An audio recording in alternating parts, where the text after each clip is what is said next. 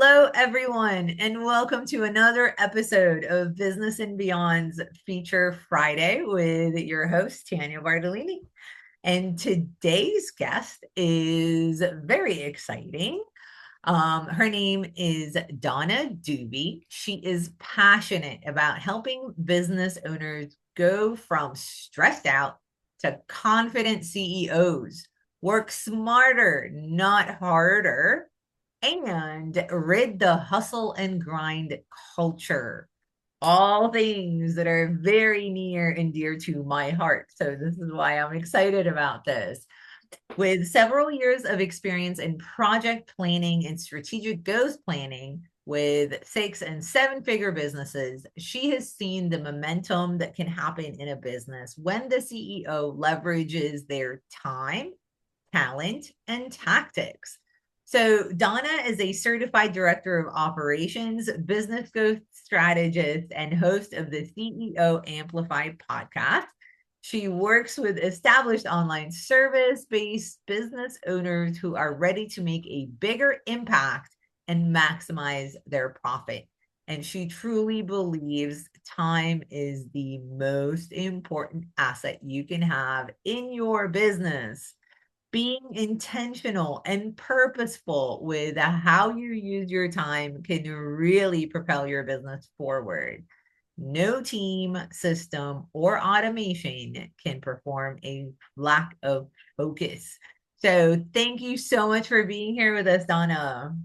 Thank you, Tanya. I'm so happy to be here and have this conversation. Yes, so I'm really looking forward to hearing what you have to say. Um, So let's start with tell us a little bit about yourself, your industry, and why you got into this business. Yes, yes. So maybe like most of your listeners, my journey to entrepreneurship was not straight and narrow. It was windy and twisty. And so I actually started my career in healthcare. So I was an ICU nurse for a number of years, very different from what I'm doing now. But Yes. again, life brings us different things along the way. So I actually got into working with online businesses because a friend of mine was a business owner and had a project that she wanted some help with. So she said, "Can you come in and help me manage this project?" And I've always been one to project manage my vacation, my kids, my time, whatever it is, volunteer. I'm always managing little projects. So sure, I can come in and help. And so through that, I ended up getting other referrals and worked as a project manager for a bit with online businesses. And that's when I realized I need to go deeper because so many business owners I worked with, they looked great on the outside. They had their marketing, revenue was coming in, but Tanya, behind the scenes, they were drowning, working 24/7, not sure what the real priorities are. If I just hustle a little bit harder, I just get to this next revenue stage, then everything will calm down. But the truth is, it doesn't. You keep going on that hamster wheel until your body tells you you're done. And so I didn't want to see business owners get to that burnout stage. And so that's when I switched and dove more into operations and became a certified director of operations. So I can really look holistically at the business and how do I help that leader get out of the weeds and really lead like the CEO, not the overworked employee that they're currently at.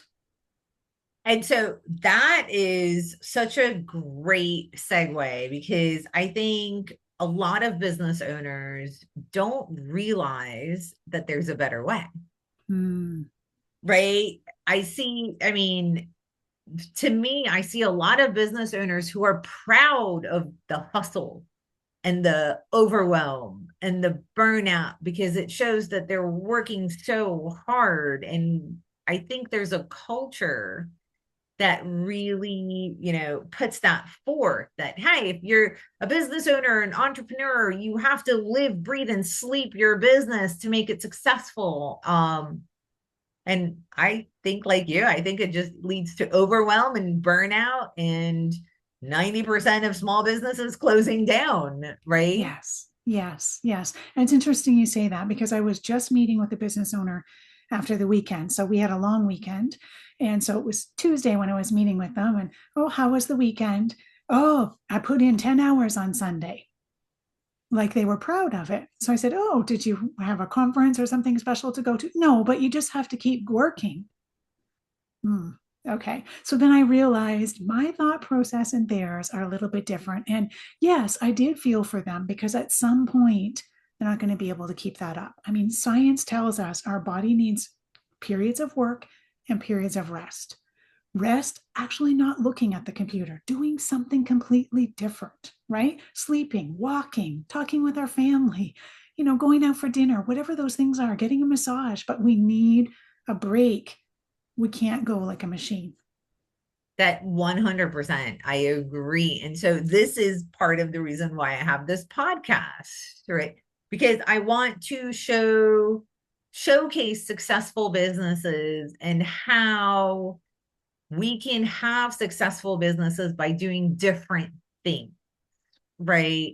And so tell me a little bit about your business and maybe your one or two obstacles that you have had to overcome or even are overcoming now and how you're doing that. Yeah, yeah. So for sure, I think a few things I've seen happen in my own business. One is getting stuck in this exact trap that we're talking about. So once I started working as a director of operations, I wanted to really make a big difference in the clients that I was working with and make an impact. And so I gave more than I should have. I stepped over and relaxed boundaries more than I should have. And it got to a point where, while I was enjoying the work, I wasn't enjoying the guilt I was feeling. So family and friends were saying, okay, we know you started this business, but where are you? Like, you never have time to go out for lunch anymore. Sometimes when I'm talking to you, I don't know if you're really there. You're physically there, but you're somewhere else. And not really liking those statements, to be honest with you. But that made me realize, okay, I have to take a step back and I have to figure this out differently. Because if I want to grow and get bigger, I'm going to run out of capacity. I can't keep doing it the way I am. And so that's when I realized that for me, really the issue was a lack of structure, not of lack of effort. Right. And so I had to say, if I'm the leader of this business, what are simple, repeatable operating systems or rhythms that I can put in my business so that decisions become easier and cleaner for me? Work gets lighter. There are certain things I know I say no to, and that's okay. I don't have to say yes to everything because that doesn't fit with my business model, who I am as a person, how I want to show up authentically. I And want to so, stop you there yep. just for a second because that is something I want everybody to hear. And I want to know what is the impact on your business for saying no to business? Because, as a small business owner, we want to make money because we have to pay bills, we have to do things. And so we tend to say yes to everything that walks in the door because we are so scared that we might not have enough money, right? So any money that comes in, anything that we can do, we're going to say yes to. But you're sitting here going, no. Mm-hmm, mm-hmm. So how'd you do that? What was the impact of that on your business? Yeah. Yeah. So for sure, I've learned there that when I did say yes to everything, sure, the money came in the door, but the after effects were negative. So I was doing things I didn't enjoy. I was showing up in places that weren't me. And I didn't then have space for opportunities that did fit me because I had already said yes to other things. And so if you go in with the mindset that there is enough, there's enough in this world for us, there's no competition. I can say yes to the things that fit who I am and where I want to go. And I can say no to other things, knowing that there's going to be other opportunities that will come my way that are a fit. And is that actually what happens? Yes, 100%. Right? And you're happier? 100% happier. Yes, yes. Less stress, less pressure, right? So, just to give you an example, I'm not a big social media fan. I like to be behind the scenes with the operations. But there is some pressure out there in our world. You got to be on social media, you got to do lives, you got to dance on TikTok, etc. And so, yes, in the past, I have tried doing those things, but it was so difficult for me because that's not who I am. So I wasn't being authentic. It was hard to think of what am I going to say.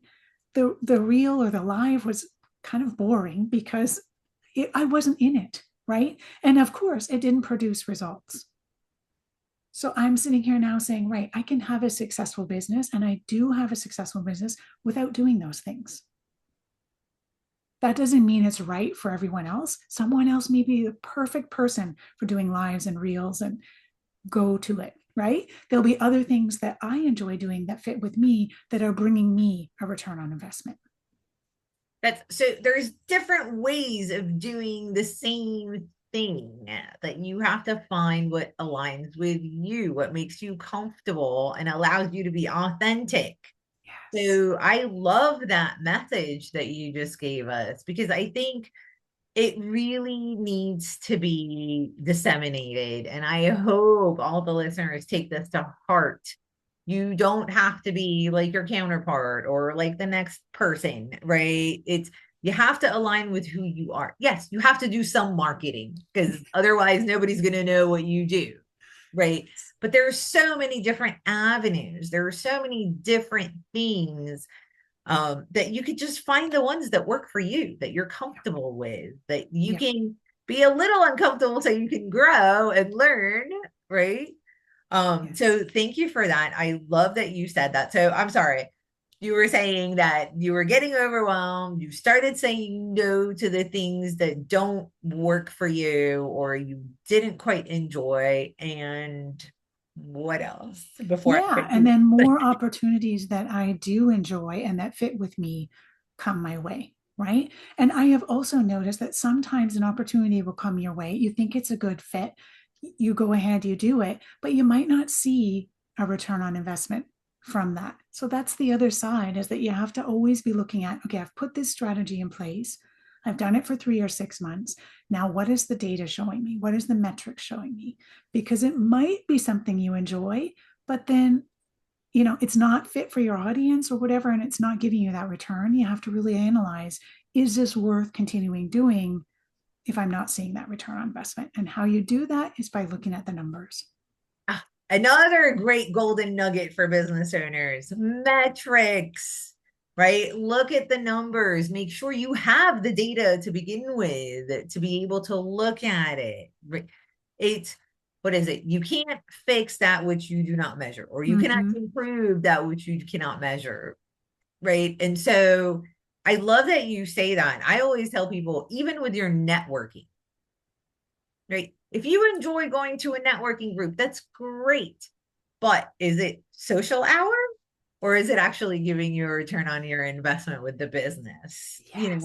And it's not about stop doing it if it's not giving you a return, but it's about doing it, as you said in your introduction, with intention and purpose. Mm-hmm. So if you Yep. know that this is going to be social hour and you want to do it anyways, great, go have fun. But don't kid yourself and say this is business when it's not giving you a return. And the only way Yes. to know that is to measure and make sure you have data points. Yes. Yes. So that is fantastic. Are you still having, I mean, you learned how to do these things and you learned how to measure your return on investment. Are you continually doing that throughout, or did you just do it once and you're like, okay, this is what works and I'm good? No, unfortunately, it's not that easy. So we will find that economy changes, buying habits change, and as your business evolves, who you work with and who your ideal client changes, what you want to do in your offers, those pivot as well. So this is something that's continually going on. It's a continuing something that I'm assessing all the time because as I grow, I find new ways I want to help my clients. I up level to different clients, and they too are growing a business, right? So, no, it's not a one and done, unfortunately. Well, but another thing that you had said that I really wanted to also highlight for the audience is what are the things that are repeatable in your Mm-hmm. business? So can Yeah. you expand a little bit on that? Yes, yes. So, just to give you more examples of this, most of us will send out invoices. Most of us have bookkeeping to do. So if you are a solopreneur and you don't have a bookkeeper or an assistant or something that's helping you with those things, those are repeatable processes. Now you might say, but hold on, Donna. I have, many offers and I tweak them a little bit depending on what people need. That's fine. We want to look at what stays the same each time you send out an invoice and a contract and get a client onboarded. And how can we make that as automated as possible, but still have the human touch? So there might be 3 steps in that 12-step process that you still need to do, and that's perfectly fine.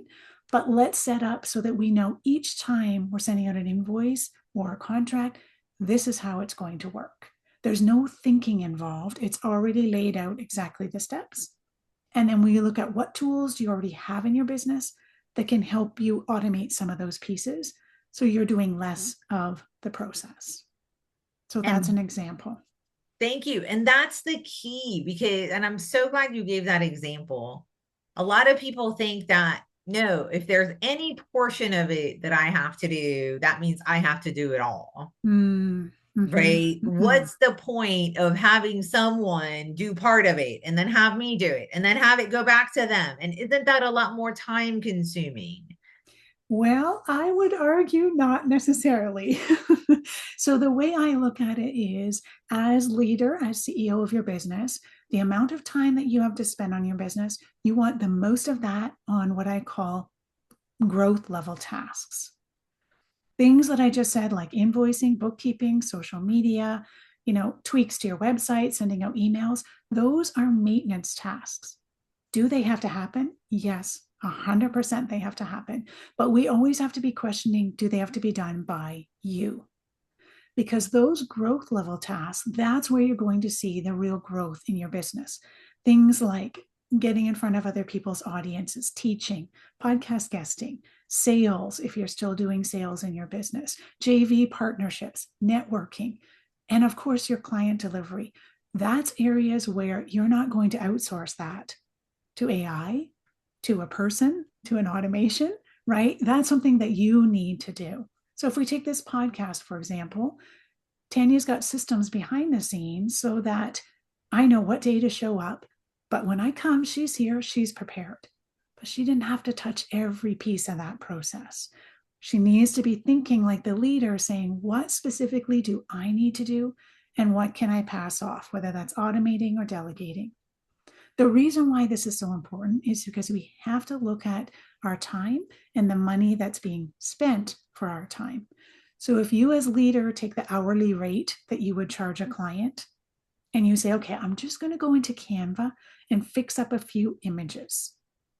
Next thing you know, you're there 2-3 hours later at your hourly rate rather than your assistant's hourly rate, which is hopefully much lower.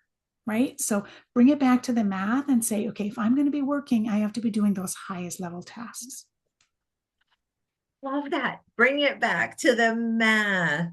Bring it back to the math, right? We're emotional beings, right? And we run on emotions. And sometimes we feel like we're doing such a great job. And sometimes we feel like we're not spending so much time on something. But then when we put it and actually look at the numbers, that gives us the objective view of what it is, right? Like, yes. And I ask people all the time, I'm like, do you have these weeks where you feel like you are so productive, but you have no money to show for it? Right. Right. Or you have those weeks where you feel like you were so lazy and you hardly did anything, but then you have all this money to show for it. Where did that come from? Right. Because our feelings are not the reality. Right. The numbers can give you the reality and give you the true story. And I love that you put that in perspective because the hourly rate of the owner is always going to be higher than the hourly rate of anybody else that works there, right? I should hope so. Otherwise, you don't have a business. Yes. And so, like, one of the things I tell people is get a bookkeeper. right? Because it might take a bookkeeper 1 hour a week because that's what they do all the time. They are an expert in these things, and you're paying them 1 hour, whereas it'll take you 3, 4, 5 hours a week.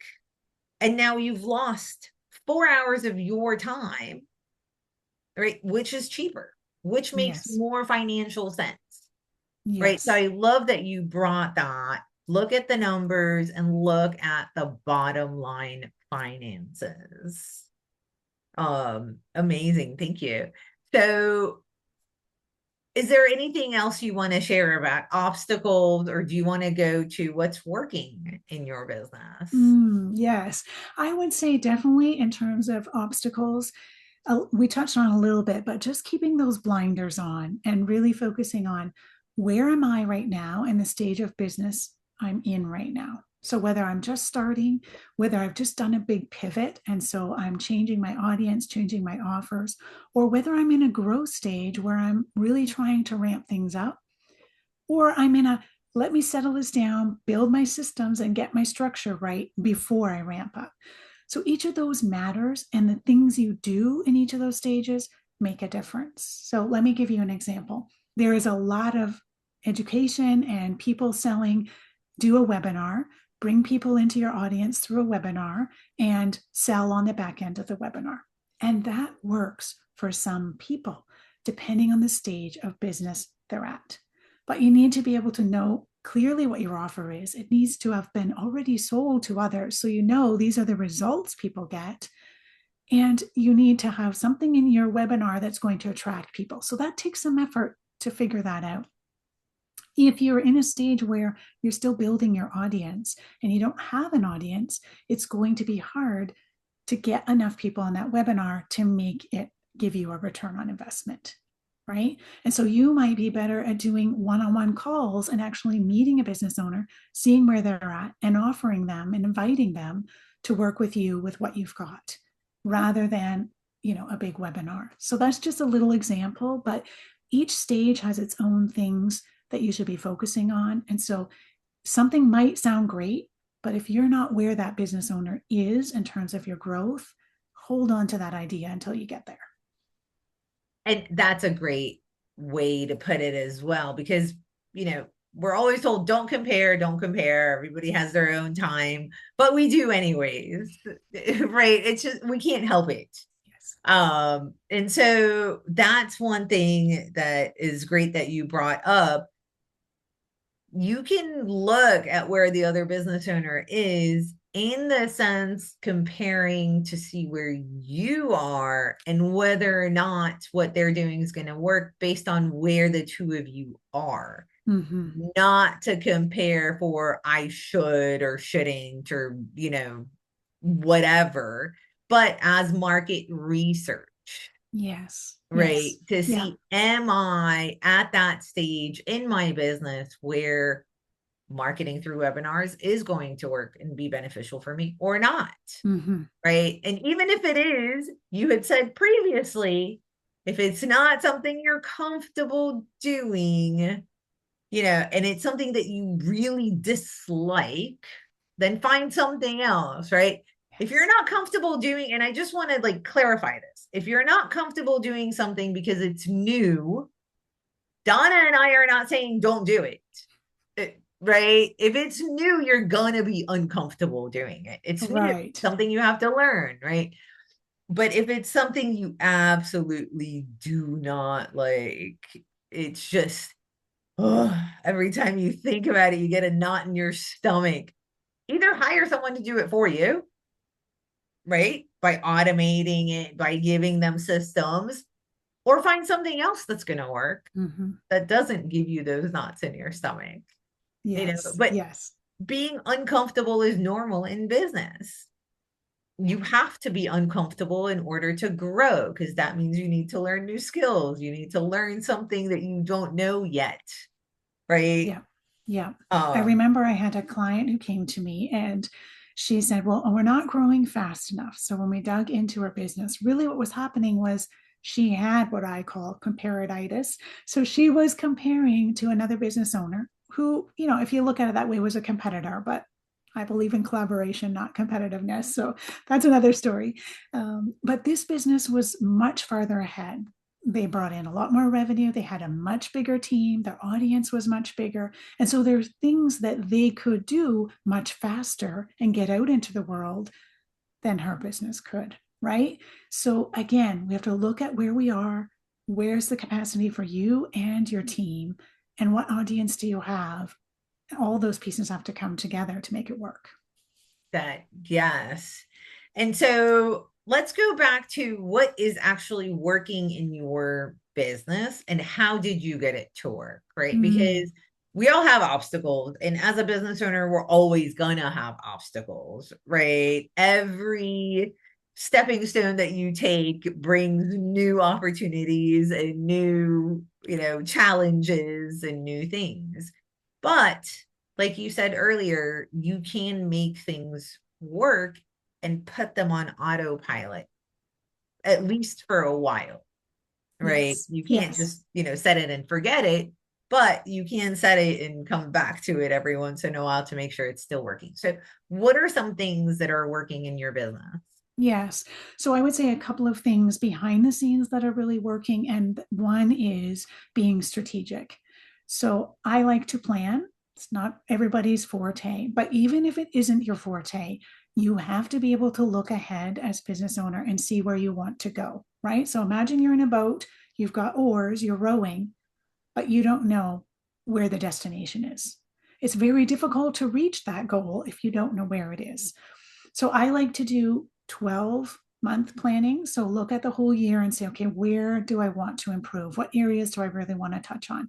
And I go much deeper than just, I want to bring in this amount of revenue. That's a good goal to have. But underneath that, what steps do I have to take to actually make that happen? What offers do I need to have? What clients do I need to sell them to? How many clients would I need on what kind of project or retainer basis? Like actually working out that math so that I know what steps I have to take to get there. And then once I've got my 12-month plan, then I like to take that and break it down. So, there's a saying that you have to eat the frog first. And basically, I like to take that 12-month thing. Okay, let's say one of my goals is I want to start a podcast. Well, that sounds big and overwhelming if I haven't done it before, right? So I take that big goal and say, okay, what are some things that I need to do first? Well, I kind of need to decide who my audience would be, what I'm going to talk about, what the artwork would be, what my name would be, how often I would put it out, those logistical things. And then I need a system for how I would record and put content out there consistently. Am I going to have guests? Am I going to do solo podcasts? It's going to be once a week, once a month. What's that going to look like? And so breaking that big goal down into smaller goals and even smaller goals until I have a 30-day plan. I've got a 30-day plan. It's got a couple of goals. A couple of steps for me to reach my goals for that 90 days. And then that helps me know exactly what I need to do each and every week. Does it mean I follow it 100%? No, absolutely not, because life happens, things happen, right? Sometimes I put more things on there that I can actually accomplish, but it gives me guidance. It gives me a roadmap to follow. So I know, okay, this week, yes, I've got this big goal. I want that podcast, but this week I just have to focus on who do I want to speak to, right? Who's my audience for this podcast? That's my task this week. So once I've got those smaller tasks, it makes it a lot easier for me as leader of my business to really focus on those things and not be reacting and firefighting. That I love that. And there were so many different nuggets in there that you just gave us, right? One is goal setting and goal achieving are two totally separate things, right? Because you can set a goal, but if you don't have a plan on how to achieve it, you will never get there. That's like, oh, I want to go to whatever store and I get in my car and start driving. But if I don't have a plan of what roads am I going to take and where am I going to, I may never get there. Mm-hmm. Right. I mean, thankfully, we all have GPSs, but that is the plan, The GPS gives you the plan. Whereas in your business, you have to make your own plan. Even in your personal life, right? And that's one thing I just want to compare very quickly so people can really grasp this is you want to lose weight, for example, right? And you say, okay, I want to lose 20 pounds, but I'm going to start, going to the gym and I'm going to eat healthy and I'm going to drink more water and I'm going to do this. And then you start all of it. And within a couple of days, you're so overwhelmed and you just quit and you're like, forget it. I'm not going to lose weight. Whereas what you're saying is don't go full force into let's get this done and get overwhelmed. Make a long-term plan, break it down into little pieces like, oh, this first week, I'm just going to drink extra water. You know what? Next week, I'm going to eat extra vegetables.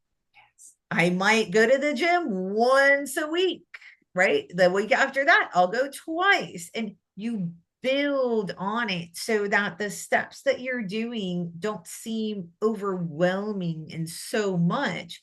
They're one or two little things that you can easily fit into your schedule. You can easily get done. And before you know it, you get that momentum. You've achieved your goal. Yeah. Right. Yeah. So this is such a great way of not just setting goals, but actually achieving them. That yeah. There's the other no other piece way. of this is that it also helps us see when we're going off the rails, right? Yeah. Or when things have changed in our life or our business and we have to pivot and make some changes, because sometimes we set something in January, but by July things are a little different. We may have to change that goal. So by reviewing them and staying on top of them, tiny habits, it helps us get to the end. That yes, I'm a huge fan of planning and measuring, as you can tell. Right, because that's the only way that you can truly get to where you need to get to in the most efficient way as well. And it is the only way where you can see very quickly when you have to pivot, what's not working, because you're continuously watching it. Right? We're continuously measuring those small steps rather than that big overwhelming picture. So strategies, planning, love it. What else is working in your business? Yes. I would say the other thing is, how should I say, being willing to wait. So again, just an example, let's say you're running a business and you hear Pinterest is a good strategy you'd like to implement, but you don't know a thing about making pins and how to post and what the strategy is behind all of that. And so you decide, okay, I'm going to go out and ask a few business owners, do they do Pinterest themselves or do they hire someone? Well, maybe they hire someone. So you talk to a few Pinterest managers, find out what the budget's going to be. That's a little bit more than you can afford right now. So then you need to make the decision. Am I going to put Pinterest on wait until I have another client or two and I can afford to pay someone to help me with this? Or am I going to use my CEO leadership time to dig into the nuts and bolts of Pinterest so that I can do it myself? And 9 times out of 10, waiting until you have the budget to be able to get someone to help you do that is better than digging into yourself, because it becomes a big rabbit hole. And again, you're spending your time and money on something that isn't the biggest return. 100%. And, I can very much relate because I want everything yesterday. Yes. Right? Like I do. I want everything yesterday. And so it's very hard for me to say, no, I'm going to wait on anything. But it really does make a huge difference, right? Because just like and that's what you're doing when you're waiting is planning. Right? You're planning a better path, an easier way that is likely going to get you there much more quickly as well. Yeah. Right? Yeah. Because if with your example, I only need 1 or 2 more clients to be able to afford it, Now I can use my time with my strength of getting clients, right? Rather than use my time for my weaknesses and Mm-hmm. trying to, learn a skill that I don't even need or care about, or Yes. right, that I can pay someone much less than what my hourly rate is Yeah. to do it for me. Yeah, yeah, So, exactly. And you don't even know at this point, you haven't started the strategy. Is it actually viable? Like, will it work for your business?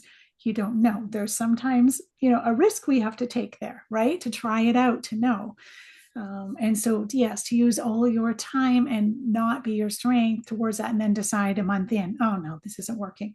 You're probably giving up too soon to really know. So, yeah, and definitely worth it to wait until you can have someone help you do it. That's what I have for sure found. that I love to use so many business nuggets, so many golden nuggets here today. So what else is working in your business? What else have you been able to kind of keep going and help you be successful? Yes, yes. Well, for sure, I have, brought in some AI and some automation, like most of us have. So, what I find it really helps me with is okay, I've got this. I want to make it a simple process. How do I get from A to B? Here's the tools I have. How do I get from A to B the easiest? And so, it's been able to help me sort of figure out, well, you could do this, do that, do this. Okay, I don't have that. Okay, how much is that going to cost a month? Those types of things, rather than me sit there and scratch my head saying, well, does that communicate with this? Or does this tool have that? So that's been really helpful. The other piece is, again, just automating different pieces of a process that don't need my human touch. And reminding myself that, right, it only takes 2 minutes or 5 minutes to do that thing. But if I do that thing once a week, every month, all year, and next year too, that's a lot of my time, right? That I shouldn't be putting towards that thing. So once I automate it, I can forget about it for the most part, and I can now focus on those growth level tasks. So really looking at little pieces I can automate and where can I use AI to help me sort of see the whole picture. And once you start automating those little things, it's not just the one thing that you do that's only a couple of minutes a week, right? It's those many little things that you can do. And I've seen people get back like 10 hours a week of their Mm-hmm. time Yes. by doing things like this. And so you help people with operations, with getting on track with those types of things. Is that Yes. So accurate to that's a say? piece of it, Tanya. Really, it's that strategic planning. So figuring out what are our goals for the next 90 days and how are we going to get there? Do we have a team? No. Yes. If we do have a team, are they in the right seats and are they, capable and have capacity to do what we want to do? And then beyond that, if we don't have a team, then where can we make things simpler? Right? Where can we focus and be intentional so that we are getting the best return on investment? So sometimes that looks like strategizing on different tools or different automations we can use. Sometimes that looks like making a job description and hiring, right?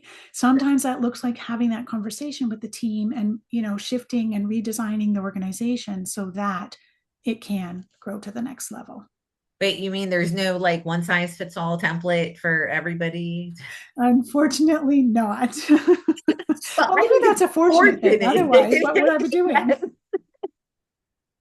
I think it's fortunately, because can you Yes, imagine if yes. everything was the same? How boring would that be? Oh, it would be, wouldn't it? Yes, yes, for sure.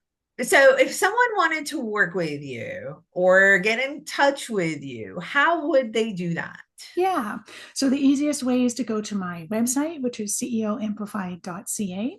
And when they go there, there are a couple of resources there if they're interested in downloading. One is a private podcast, which has about 7 episodes, really helping CEOs get out of the weeds and lead their business like they should be. Nice. And so if you missed that, don't worry. It will be in the comments and it will be posted on the end as usual. Before I let you go, though, if you had one piece of advice to give to business owners to help them become successful or continue to be successful, what would that be? Yes. So there's a quote by James Clear that has always stuck out in my mind. I won't have it exact, I'll just paraphrase it. But he says, people think there's not enough time. There's more than enough time, but there isn't enough focus with the time we have. So I truly believe that as leader of our business, you have to constantly be on top of how am I using my time? And it's a learning process. It's not that you're going to be perfect next week, but review your week. Like you were saying earlier, Tanya, like review your week. Well, I didn't feel productive this week, but what did I actually get done? Right? Okay, I did this and this. Sure, those were growth level tasks. Those things, not so much. What can I do to tweak and adjust for next week? So if I'm 1% better next week than I am this week, I'm golden. That is 100% true. Always strive to be a little bit better every day. And the only way you could do that is by looking at what you've done, analyzing it, right? Being aware Mm-hmm. and measuring. And so I love that. Thank you so much, Donna, for being here today. This has been invaluable. And I hope you guys enjoyed it. We will see you next time. Bye.